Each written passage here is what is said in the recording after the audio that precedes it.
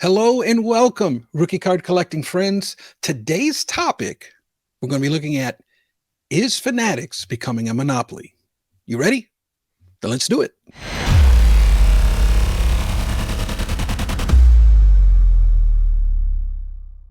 Well, guys, looking at today's narrative, the theme of what's going on in the hobby with Fanatics making another big acquisition with PWCC. The narrative is getting spun more and more. It's getting louder and louder that Fanatics is becoming a monopoly. And I was starting to fall into the same narrative, into the same mindset, into the same belief until I came across a video made by Barris. He released it on Instagram, and I had a big aha moment. Now, if you know, if you follow my channel, I created a video about Barris a couple months back, and it's titled, What You Need to Know About Barris. I'll leave a link to that at the end of this one. But here's the thing that I want us to understand about Rob. Number one, I'm a big fan of Barris. Why? Because I consider him a hobby goat. He's like on the four, the four, that mountain with the four presidents. He would be Mount Rushmore right there. Dr. Beckett, Barris, and maybe a couple other guys that I can't think of right now. But here's what I want. Here's the point. The point is I highly respect his opinion. And I respect his opinion because he's a man with some whiskers. He's a man that's been doing this for the majority of his life. He's been involved in the industry card market. And he has experience and he has wisdom, and he's not afraid to tell it like it is. He's a man who isn't worried about sponsorships. And when he sees and hears something he don't like, he will typically say it. And that's the kind of thing I can get behind that. And the gist of the video that I made about him was this: be careful who you listen to. Be careful, friends, who you listen to. Here, I'm going to show you this video, and I want you to take it in. And this is, you know what this is? These are notes I made on this video. Because when I listen to a sage, when I listen to a man of wisdom, I'm busting out the notebook. Because I'm ready to receive and get schooled by somebody who knows what he's talking about. Barris's topic is Fanatics becoming a monopoly. You ready? Let's take a look at it. It's the Card Father here. It's about 8:30 a.m. on Wednesday morning. Already been at it 3 hours before opening. So much work to do. It's absolutely staggering. A lot of talk about monopoly. That's all you're hearing about right now in the industry. And I just kind of laugh and chuckle, and I'm like, oh my God, disruption. And I'm like, dude, you can either be the disruptor or be the disruptee. And there's too many people that are like, I'm the disruptee. This person's disrupting me. Well, you know what? Disrupt them back. Everyone's like, monopoly. I'm like, this is just ridiculous. We have 140 years of items that we could buy and sell. Tens of thousands of releases that have come out in that time frame that we could put on our shelves. But we all decide that we're going to bitch about the next product. That is our main concern in life, is the next product. I'm like, what the hell's wrong with people? Are they just lazy? I mean, it just boggles my mind. And you're talking about Fanatics. Okay.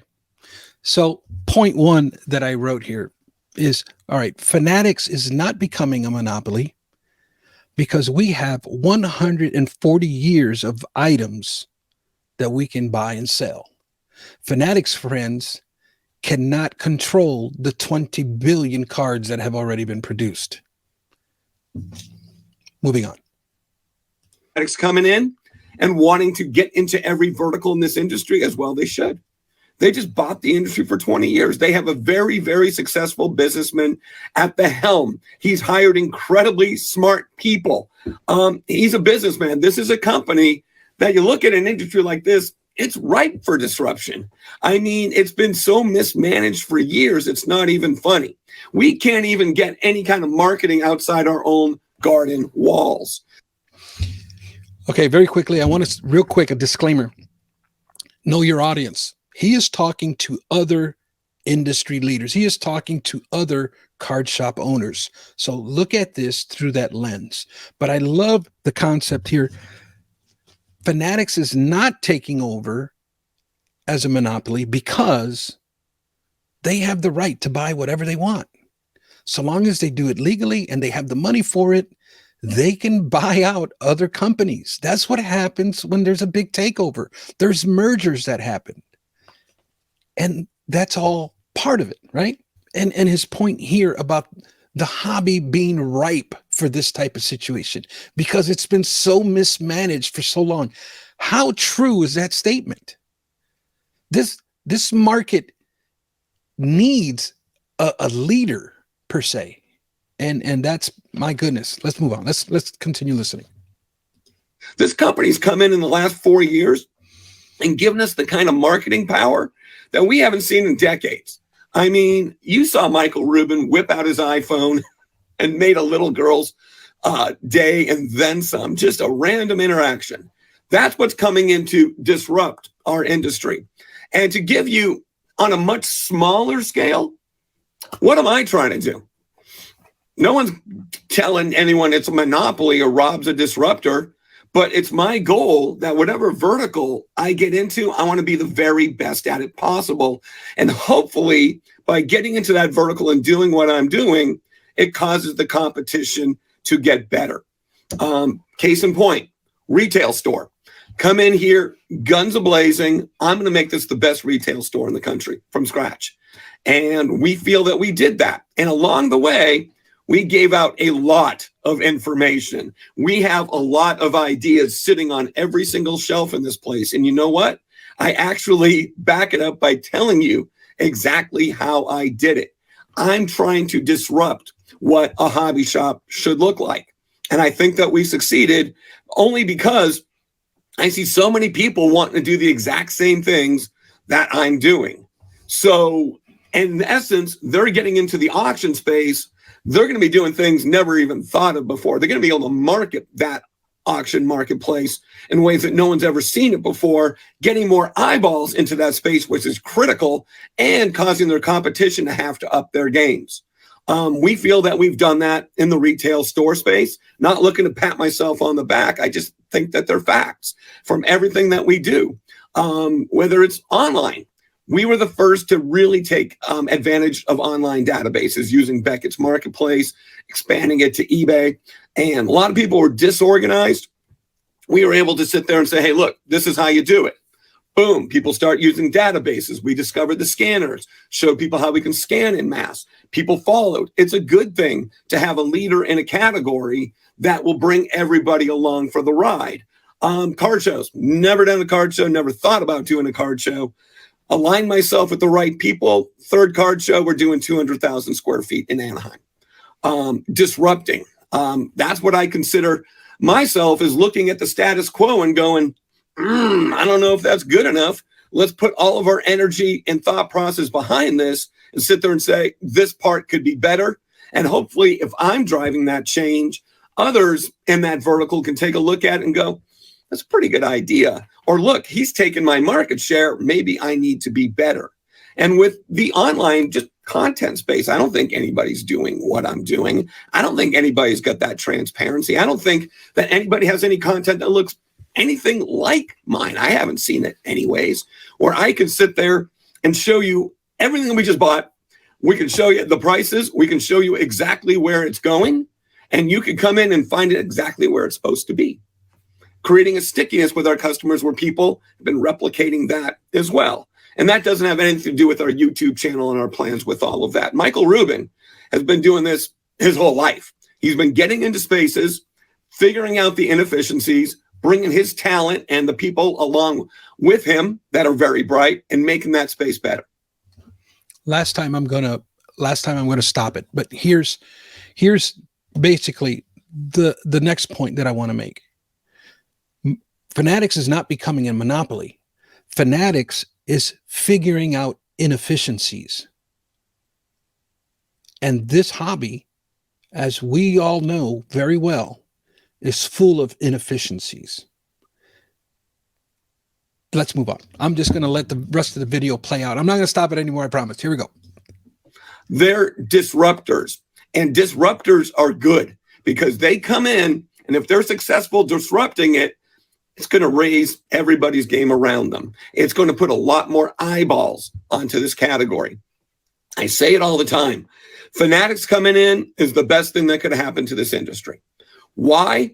Because they're a $31 billion company for a reason in the sports space. You might not agree with everything they do. You might not agree with the damn thing I'm saying right now. But with that being said, every category that they've gone with, they've taken it to extreme levels, and along the way, dragged a lot of people with them, kicking and screaming sometimes. So when people talk about monopoly, you cannot monopolize this industry.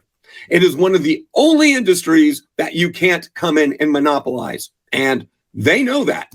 But they can take pieces. They can take some of the low-hanging fruit to start with, and they'll try to work the way up the tree, but it really isn't possible. It really is. There's 20 million different items in Beckett's database. Every single one of those cards is a profit opportunity. Every single one of those cards is something that you can market out there and grab some market share. So don't, oh, woe is me, this stuff. Batten down the hatches. Look at what's around you. Look at those walls and say, I need Fanatics proof myself. You don't really need to, but in your mind, I need to make my business something that no other disruptor can come in and make me to disrupt E. I won't allow it. eBay comes in decades ago. Oh my God, now I'm competing with all these different people all over the world. That was one way to do it. The other way was, look at this opportunity. Look at this software. Look at the fact that I can go from just selling over the counter to selling globally and exposing my wares to everybody. Double-edged sword. Which side of the sword were you on? What side of the sword are you going to be on today? Are you going to sit there and look at the opportunities presented to yourself? Or are you going to sit there and go, what they're doing is more than I'm capable of? Because if that's the case, you don't belong in this business to begin with. I hope this is kind of a wake-up call. This is Uncle Rob coming at you saying, wake up. Wake up and smell the coffee, because this is only the beginning of what they're going to be doing. They're going to look to get into every vertical, and you need to be locked down. And what you need to be able to do is disrupt Fanatics in some little small way that, look, I can do this that they can't or won't. I need to do this part of my business better, because if I'm just relying on the brand new product, that might get tougher. And that's okay, because that toughness that they're representing is more eyeballs on those products. And all of a sudden, those products are being dispersed in ways they've never been dispersed before. People are hitting major league sites. They'll be hitting Fanatics, seeing these products for sale, buying these products and going, you know what? I need supplies. You know what? I really like this subset. I want to finish it. You know what? Let me look for the closest local hobby shop, because now I'm intrigued. Now I've ripped a product for the first time, and I'm like, oh my God, that's a lot of fun. I found it at retail. I found out at checkout at Target, and I bought a $2 pack. That's all it takes to get that into the veins and get someone into the hobby, and at some point get addicted to the fun that is this hobby. Again, we had a kids' night the other night. I'm pretty sure that nobody's going to Fanatics headquarters and bringing all their kids. Well, maybe, now that I think about it. Actually, that actually makes sense. Mahan, if you're out there, that's my idea. But you know what? That would be absolutely awesome, because the coverage that would come along with something like that, boom. Rising tide raises all ships. Company comes in with the capital. Company comes in with the marketing power. Company comes in with some of the very smartest people in our space, or they're grabbing some of the smartest people in our space, bringing them on board and go, how do we make the pie bigger? Bigger pie, bigger slice. I like to disrupt. You need to learn how to disrupt. You need to be able to take advantage of your competitive advantage in this space and multiply it.